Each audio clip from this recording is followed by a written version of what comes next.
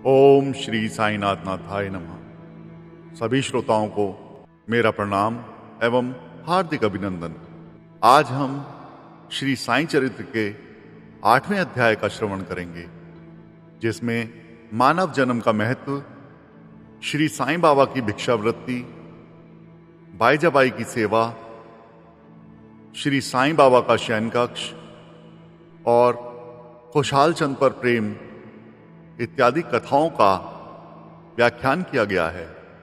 जैसा कि गत अध्याय में कहा गया है, अब श्री हेमांड पंत मानव जन्म की महत्ता को विस्तृत रूप से समझाते हैं। श्री साईं बाबा किस प्रकार भिक्षा उपार्जन करते थे, बाईजाबाई उनकी किस प्रकार सेवा करती थी, वे मस्जिद में तात्या कोते और म्यालसापति के साथ किस प्रकार शयन करते तथा खुशहाल चंद पर उनका कैसा स्नेह था, इसका आगे वर्णन किया जाएगा। सर्वप्रथम मानव जन्म का महत्व। इस विचित्र संसार में ईश्वर ने लाखों प्राणियों को उत्पन्न किया है। हिंदू शास्त्र के अनुसार 84 लाख योनियां होती हैं, जिनमें देव, दानव, गंधर्व, जीव जंतु और मनुष्य इत्यादि शामिल हैं, जो स्वर्ग, नरक, पृथ्वी, समुद्र तथा आकाश में निवास करते हैं और भिन्न भिन्न धर्मों का पालन करते हैं।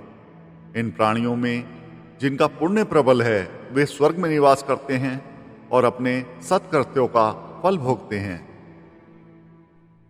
पुण्य के क्षीण होते ही वे फिर निम्न स्तर में आ जाते हैं और वे प्राणी जिन्होंने पाप या दुष्कर्म किए हैं, नरक को जाते हैं और अपने कुकर्मों का फल भोगते हैं।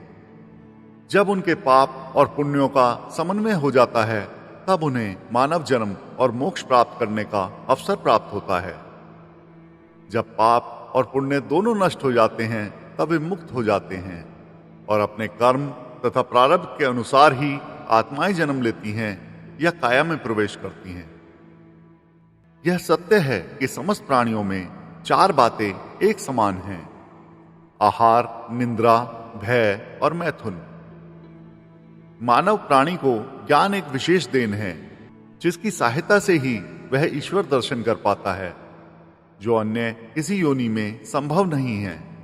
यही कारण है कि देवता भी मानव योनि से ईर्ष्या करते हैं तथा पृथ्वी पर मानव जन्म धारण करने हेतु सदैव ललायित रहते हैं, जिससे उन्हें अंत में मुक्ति प्राप्त हो। किसी किसी का ऐसा भी मत है कि मानव शरीर अति दोष युक्त है। यह कृमि, मज्जा और कफ से परिपूर्ण, क्षणभंगुर, रोगग्रस्त तथा नश्वर है। इसमें कोई संदेह नहीं कि यह कथन अंशतः सत्य है, परंतु इतना दोषपूर्ण होते हुए भी मानव शरीर का मूल्य अधिक है, क्योंकि ज्ञान की प्राप्ति केवल इसी योनि में संभव है। मानव शरीर प्राप्त होने पर ही तो ज्ञात होता है कि यह शरीर नश्वर और विश्व परिवर्तनशील है, और इस प्रकार धारणा कर इंद्रिय जन्य विषयों को तिलांजलि देकर तथा सत असत का विवेक कर ईश्वर साक्षात्कार किया जा सकता है। इसलिए यदि हम शरीर को तुच्छ और अपवित्र समझकर उसकी उपेक्षा करें, तो हम ईश्वर दर्शन के अवसर से वंचित रह जाएंगे। यदि हम उसे मूल्यवान समझकर उसका मोह करेंगे, तो हम इंद्रिय सुखों की ओर प्रवृत्त हो जाएंगे और तब हमारा पतन भी सुनिश्चित ही है। इसलिए उचित मार्ग जिसका अवलंबन करना चाहिए, वह है कि ना तो देह की उपेक्षा करो और ना ही इसमें आसक्ति रखो। केवल इतना ही ध्यान रहे कि किसी घुड़सवार को अपनी यात्रा में अपने घोड़े पर तब तक ही मोह रहता है जब तक वह अपने निर्दिष्ट स्थान पर पहुंचकर लौट ना आए।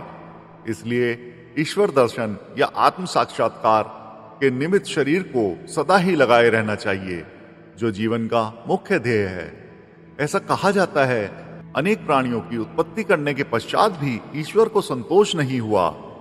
कारण यह है कि कोई भी प्राणी उसकी अलौकिक रचना और सृष्टि को समझने में समर्थ न हो सका, और इसी कारण उसने एक विशेष प्राणी यानी मानव जाति की उत्पत्ति की और उसे ज्ञान की विशेष सुविधा प्रदान की।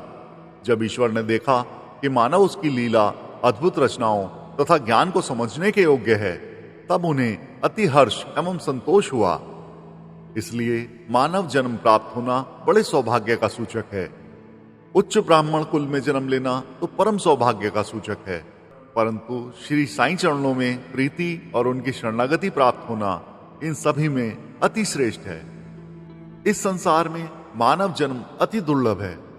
हर मनुष्य की मृत्यु तो निश्चित ही है और वह किसी भी क्षण उसका आलिंगन कर सकती है। ऐसी ही धारणा कर हमें अपने ध्येय की प्राप्ति में सदैव तत्पर रहना चाहिए। जिस प्रकार खोए हुए राजकुमार की खोज में राजा प्रत्येक संभव उपाय प्रयोग में लाता है, इसी प्रकार किंचित मात्र भी विलंब न कर हमें अपने अभिष्ट की सिद्धि के हेतु शीघ्रता करनी ही सर्वथा उचित है। अतः पूर्ण लगन और उत्सुकता पूर्वक अपने ध्येय, आलस्य और निंद्रा को त्याग कर हमें ईश्वर का सर्वदा ध्यान रखना चाहिए। यदि हम ऐसा ना कर सके तो हमें पशुओं के स्तर पर ही अपने को समझना पड़ेगा। अधिक सफलतापूर्वक और सुगम साक्षात्कार को प्राप्त करने का एकमात्र उपाय है किसी योग्य संत या सद्गुरु के चरणों की शीतल छाया में आश्रय लेना, जिसे कि ईश्वर साक्षात्कार हो चुका हो। जो लाभ धार्मिक व्याख्यानों के श्रवण करने और धार्मिक ग्रंथों के अध्ययन करने से प्राप्त नहीं हो सकता, वह इन उच्च आत्मज्ञानियों की संगति से सहज ही में प्राप्त हो जाता है। जो प्रकाश हमें सूर्य से प्राप्त होता है, वैसा विश्व के समस्त तारे भी मिल जाएं तो भी नहीं दे सकते।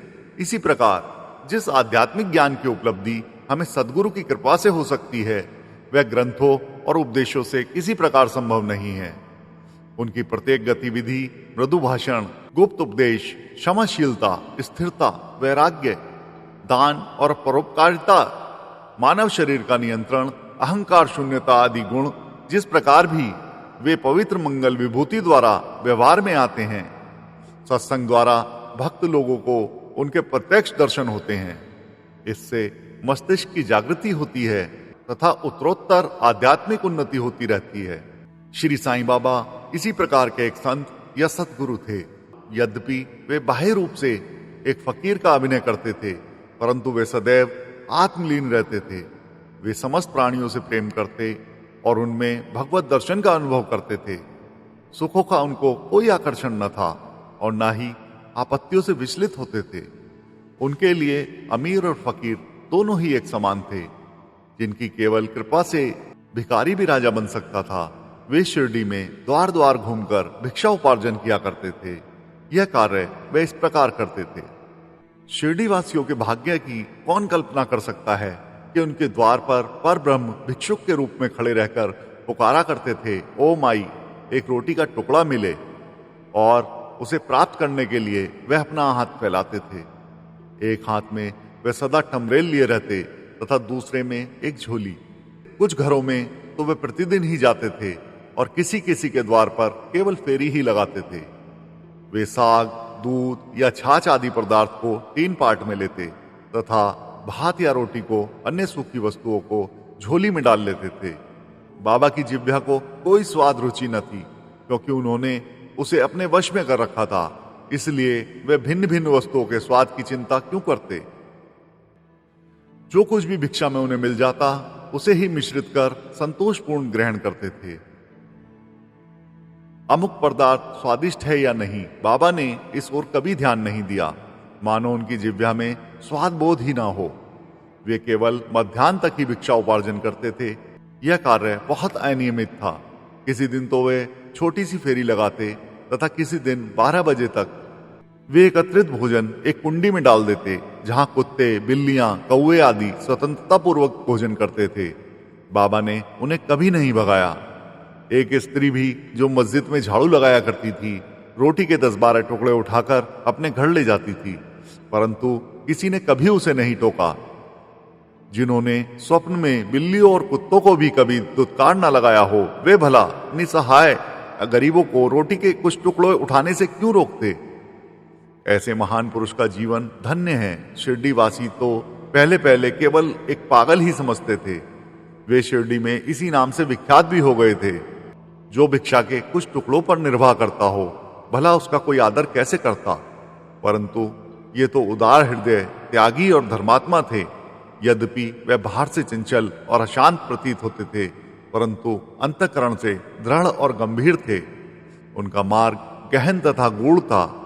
फिर भी ग्राम के कुछ ऐसे श्रद्धावान और सौभाग्यशाली व्यक्ति थे जिन्होंने उन्हें पहचानकर एक महान पुरुष माना। ऐसी ही एक घटना नीचे दी जाती है। बाईजाबाई की सेवा।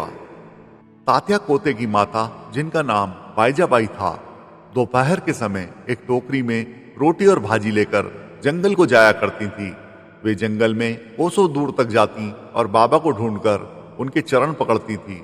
बाबा तो शांत और ध्यान मगन बैठे रहते थे। वे एक पत्तल बिछाकर उस पर सब प्रकार के व्यंजन जैसे रोटी, साग आदि परोसती और बाबा से भोजन कर लेने के लिए आग्रह करती। उनकी सेवा तथा श्रद्धा की रीति बड़ी ही विलक्षण थी। प्रतिदिन दोपहर को जंगल में बाबा को ढूंढना और भोजन के लिए आग्रह करना।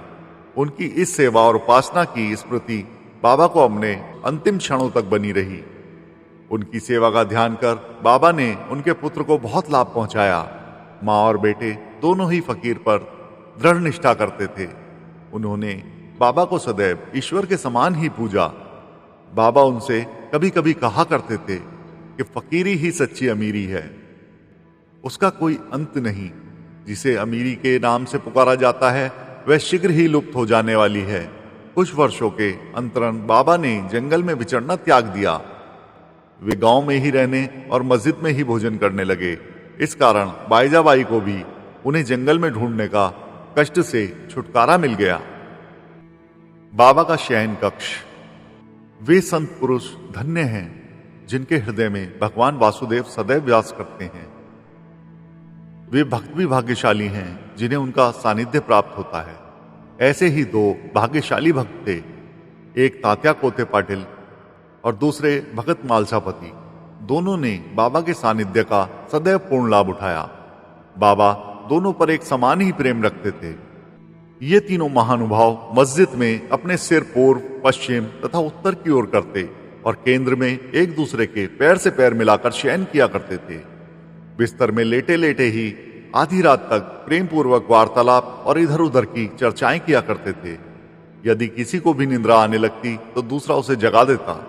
यदि तात्या खर्राटे लेने लगते तो बाबा शीघ्र ही उठाकर उसे हिलाते और सिर पकड़कर जोर से दबाते।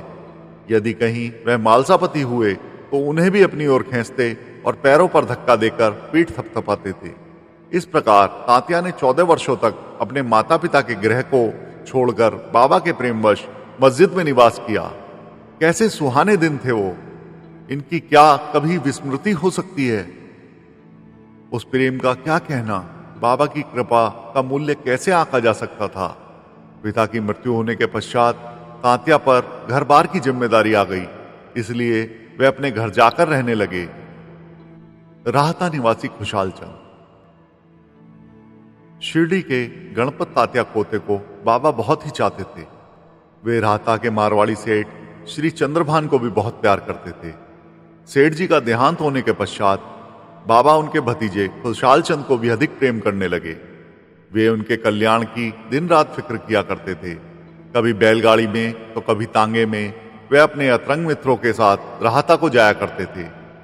ग्रामवासी बाबा के गांव के फाटक पर आते ही उनका अपूर्व स्वागत करते और उन्हें प्रणाम कर बड़ी धूमधाम से गांव में लेकर जाते। खुशहाल चंद बाबा को अपने घर ले जाते और कोमल आसन पर बिठाकर उत्तम सुस्वाद भोजन कराते और आनंद तथा प्रसन्न चित्त से कुछ काल तक वार्तालाप किया करते थे। फिर बाबा सबको आनंदित कर और आशीर्वाद देकर शिरडी वापस लौट आते थे। एक ओर राहता तथा दूसरी ओर नीम गांव। इन दोनों गांवों के मध्य में शिरडी स्थित है।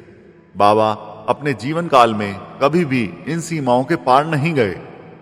उन्होंने कभी रेलगाड़ी नहीं देखी और न कभी उसमें प्रवास ही किया, परंतु फिर भी उन्हें सभी गाड़ियों के आने व जाने का सही समय ठीक ठाक ज्ञात होता था। जो भक्तगण बाबा से लौटने की अनुमति मांगते और जो आदेशानुकूल चलते वे कुशल पूर्वक घर पहुंच जाते थे, परंतु इसके विपरीत जो अवज्ञा करते उन्हें दुर्भाग्य व दुर्घटनाओं का सामना करना पड़ता था। इस विषय से संबंधित घटनाओं और अन्य विषयों का अगले अध्याय में विस्तार पूर्वक वर्णन किया जाएगा। इस अध्याय के नीचे दी हुई टिप्पणी बाबा के खुशहाल चंद पर प्रेम के संबंध में है। किस प्रकार उन्होंने काका साहेब दीक्षित को राहता जाकर खुशाल चंद को लाने को कहा और उसी दोपहर खुशाल चंद से स्वप्न में शिरडी आने को कहा। इसका उल्लेख यहाँ नहीं किया गया है क्योंकि इसका वर्णन साईं चरित्र के 30वें अध्याय में किया जाएगा। आप सभी श्रोताओं ने साईं चरित्र का 8वां अध्याय बड़े भक्तिभाव से ध्यानपूर्वक सुना, उसके लिए हम आपके हार्दिक आभारी हैं। ओम श्री सद्गुरु साईनाथार्पणमस्तु। शुभम भवतु। ओम साई राम।